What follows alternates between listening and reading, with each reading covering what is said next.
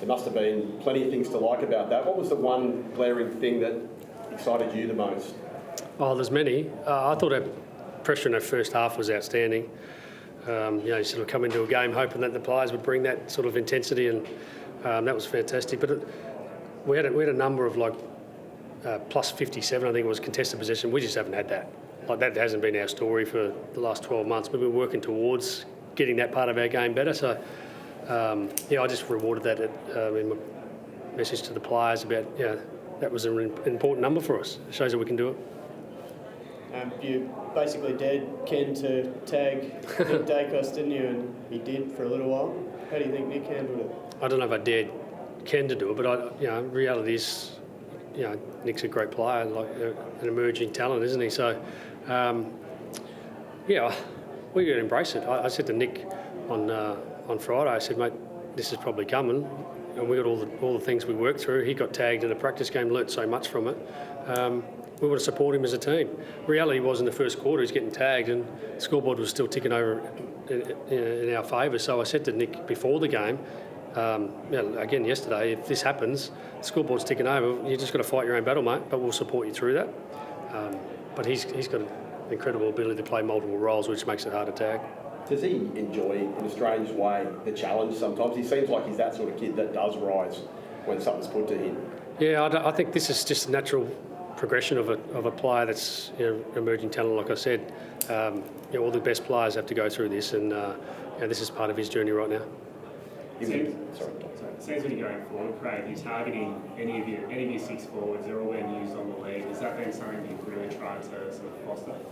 Yeah, well, we're a system-based offence and defence, and so I think 13 individual goal kickers today, which is a huge number, which shows that we're getting a whole array of players involved in the game, which shows we're moving the ball efficiently. And I was really pleased today. Justin Leppi's done a great job with our forwards and getting the connection to inside 50.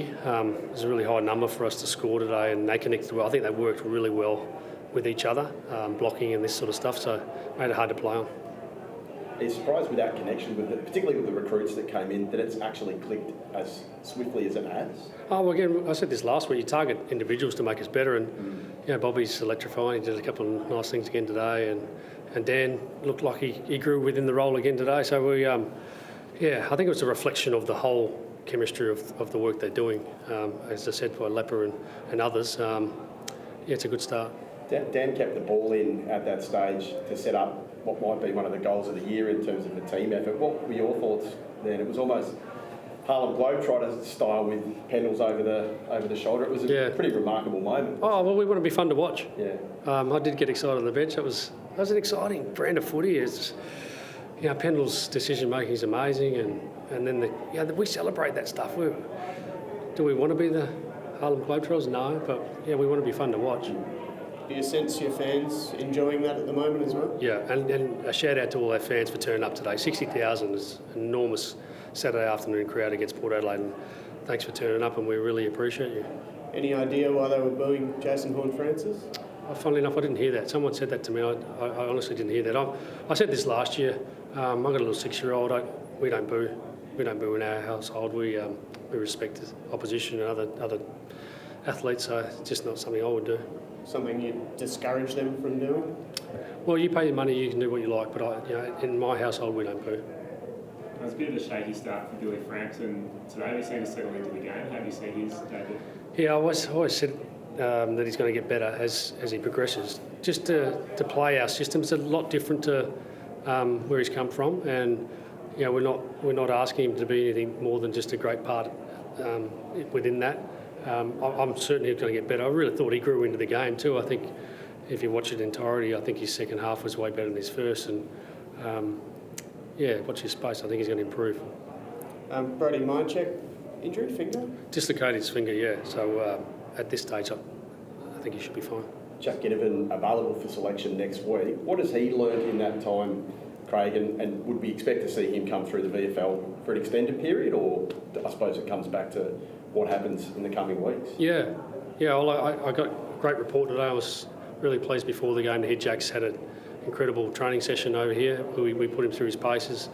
The whole 3, 4, 5 weeks, whatever it was, he's he had a plan to get really fit, and he couldn't play, but obviously he had to get to work, and I was really pleased. I said this in my press conference on Thursday that he's done the work.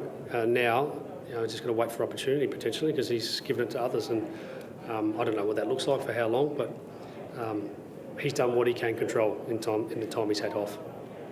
Any other injuries? No, not that I'm aware of. Thanks, Thanks, guys. guys. Cheers. Thank you.